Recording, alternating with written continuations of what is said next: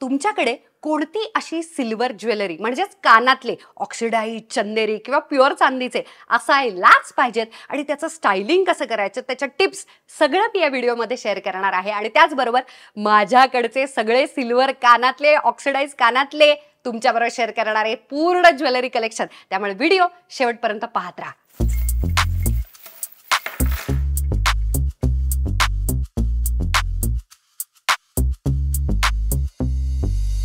तुमच्याबरोबर एक गंमत शेअर करायची आहे। तुम्हाला माहिती आहे 2023 मध्ये भारतीयांनी 2.8 ट्रिलियन इंडियन रुपीजचं गोल्ड एक्सचेंज केलेलं आहे, पण तरी सुद्धा 2023 मध्ये 3625 टनांची चांदी भारतीयांनी विकलेली आहे किंवा विकत घेतलेली आहे, व्यवहार केलेला आहे। एवढंच काय तर साधारण 2020 पासूनचा असा ट्रेंड मानला जातोय की लग्नामध्ये जितक्या प्रमाणामध्ये सोनं विकत घेतलं जायचं तितकं आता घेतलं जात नाही, त्याच्याऐवजी चांदीला सुद्धा तेवढंच महत्त्व आलेलं आहे।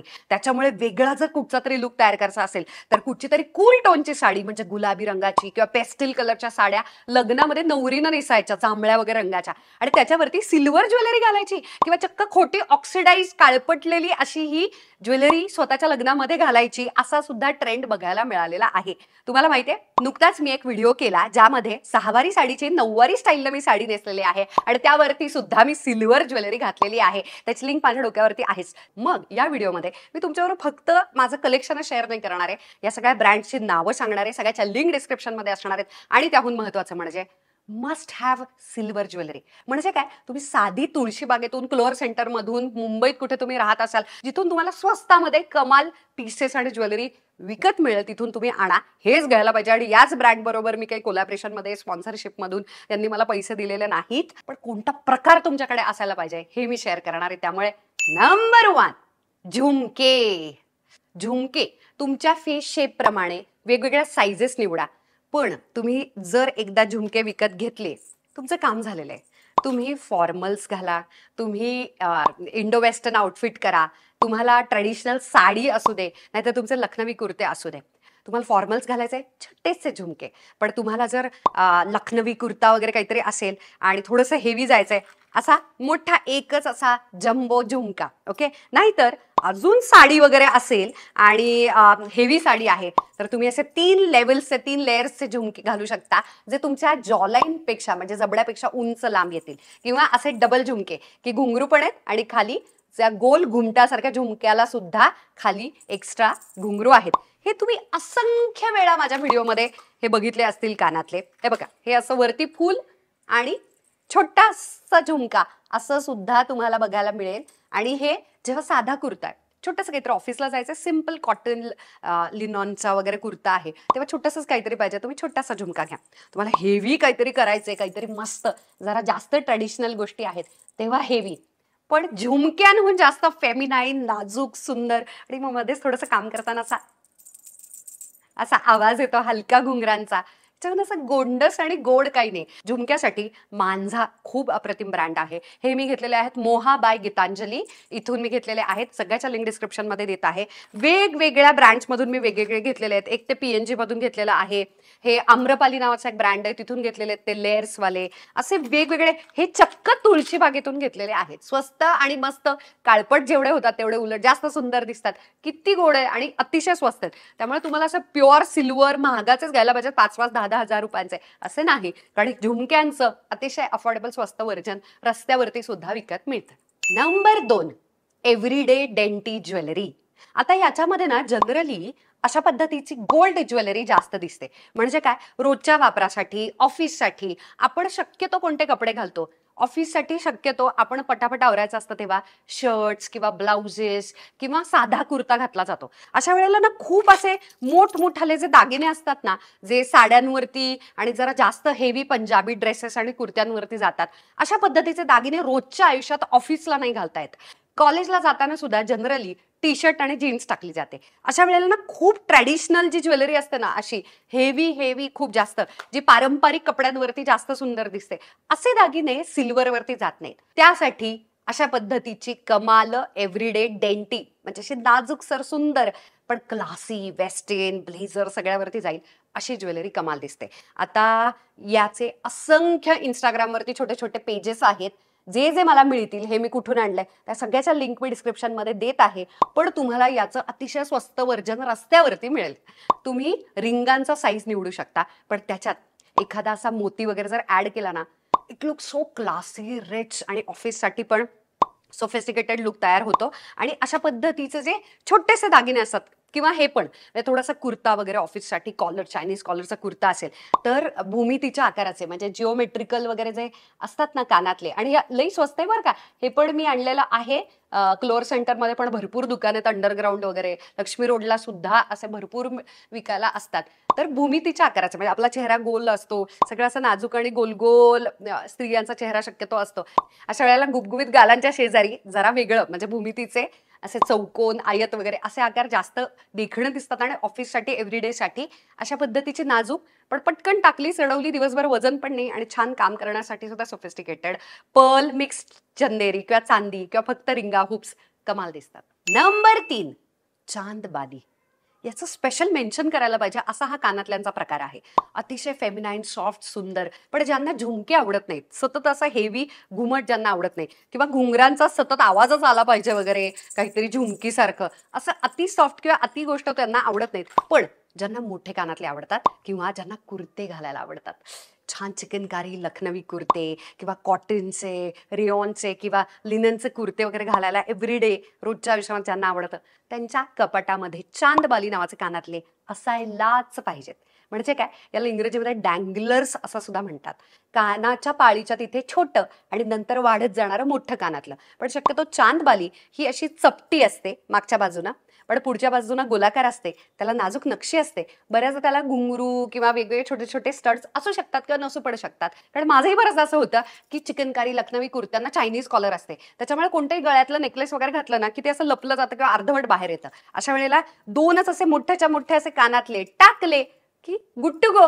छानशी टिकली लावायची, चुटुकदार लिपस्टिक लावायची आणि सगळ्या कूल टोनच्या कुर्त्यांवरती, लखनवी कुर्ते, बऱ्याचशा साड्या पण इतकं देखणं दिसतं की कामच होतं. नंबर 4, अशी चंदेरी किंवा ऑक्सिडाइज ज्वेलरी ज्याच्यामध्ये एक वेगळा रंग पण आहे.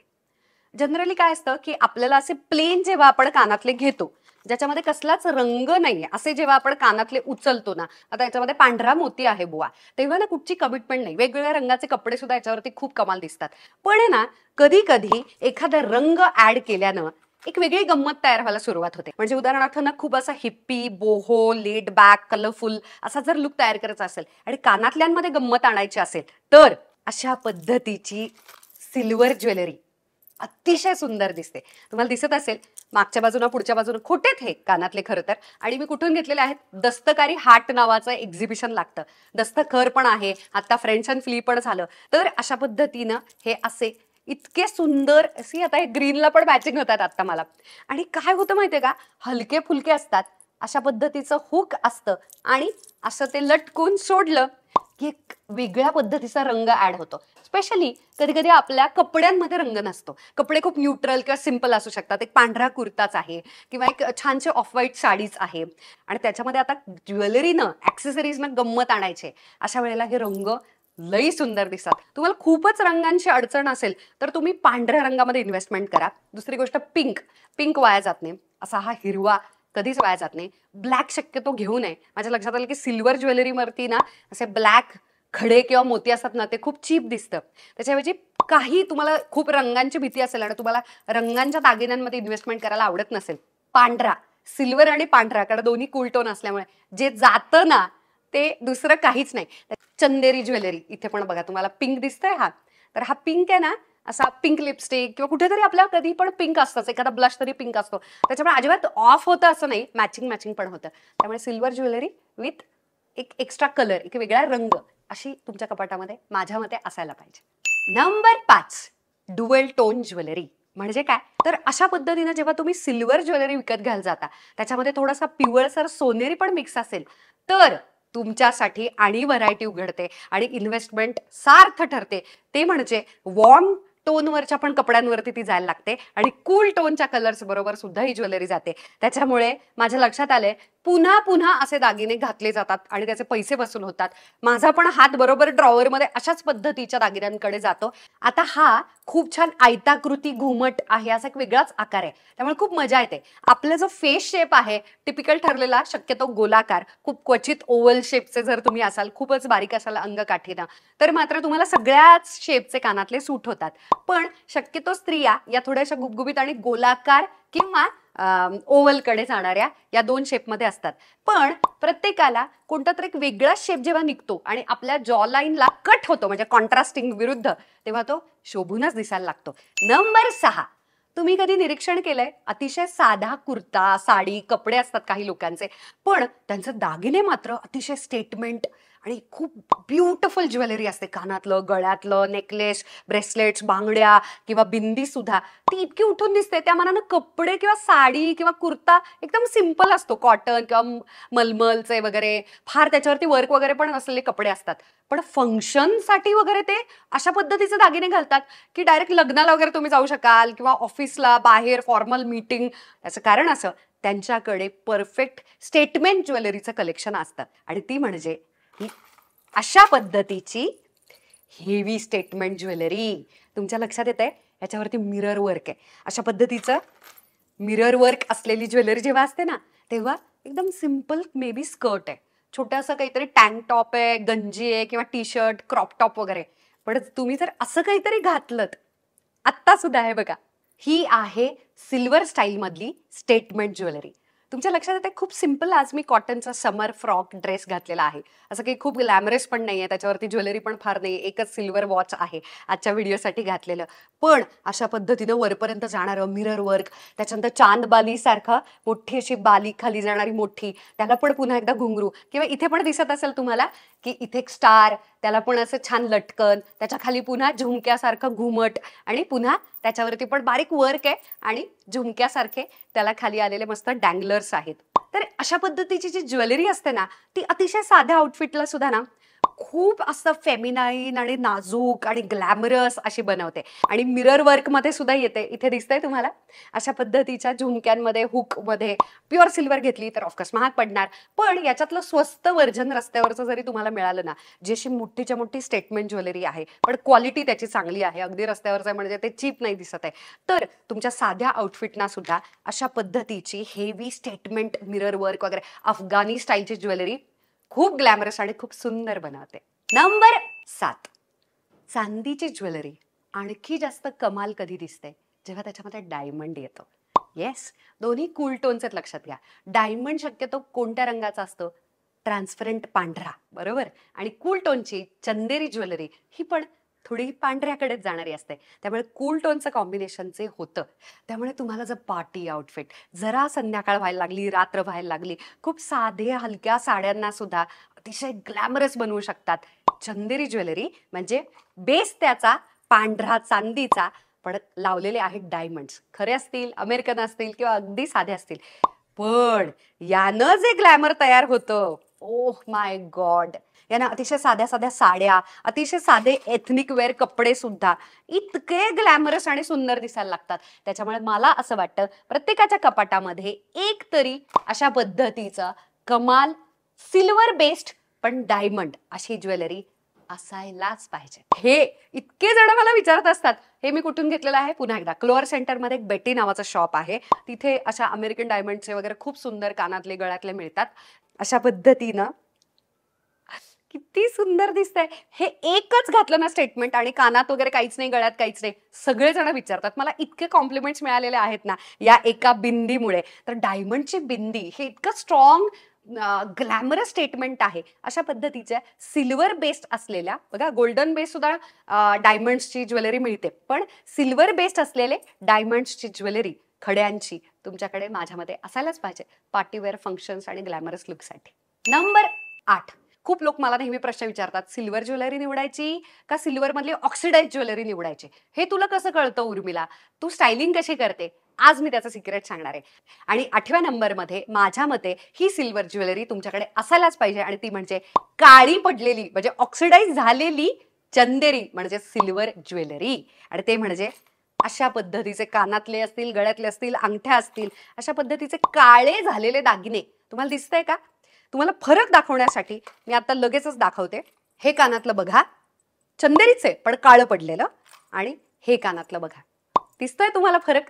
हे पांढरसर सिल्वर आहे आणि हे काळसर सिल्वर आहे, म्हणजेच काय ऑक्सिडाइज झालेलं आहे. आता ह्याची निवड कशी करायची, की आता हे व्हाईट कलरच्या सिल्वरकडे जायचंय का काळं झालेल्या ब्लॅक कलरच्या ऑक्सिडाइज सिल्वरकडे जायचंय, हे निवडायचं कसं सांगते.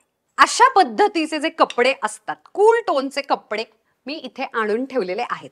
तर कूल टोन मध्ये काय काय येतं, कलर व्हील प्रमाणे असा निळा रंग येतो एकदम थंड, त्याच्यानंतर हिरवा रंग, आज मी घातलेला ऑलमोस्ट असा फिकट हिरवा जो रंग आहे ड्रेसचा, हे सगळे रंग अतिशय सुंदर पांढऱ्याकडे जाणारे खूप प्रॉपर शांत रंग आहेत. त्याच्यामुळे तुम्हाला लगेचच दाखवते. अशा पद्धतीची काळपट ज्वेलरी याच्यावरती उठूनही दिसणार नाही, याच्यात दिसतंय तुम्हाला. पण याच्याऐवजी जर वॉर्म टोनचा कुठला तरी ड्रेस असता तर डीप टोन मध्ये जर्द असा काळसरकडे ऑलरेडी असलेला असा एखादा आउटफिट असेल तर ते कमाल गेलं असतं. पण इतक्या थंड कूल टोनच्या ब्लू शर्टवरती अशा पद्धतीचं पांढरं शुभ्र चांदी खूप सुंदर दिसते. काळपट असणारा प्रकार सांगते. हे जे अशा पद्धतीचे जे कलर असतात ना, की ज्याला सिल्वर म्हणावं, गोल्ड म्हणावं, काय म्हणावं बुवा, तर याला ना व्हाईट गोल्ड असा प्रकार म्हणतात.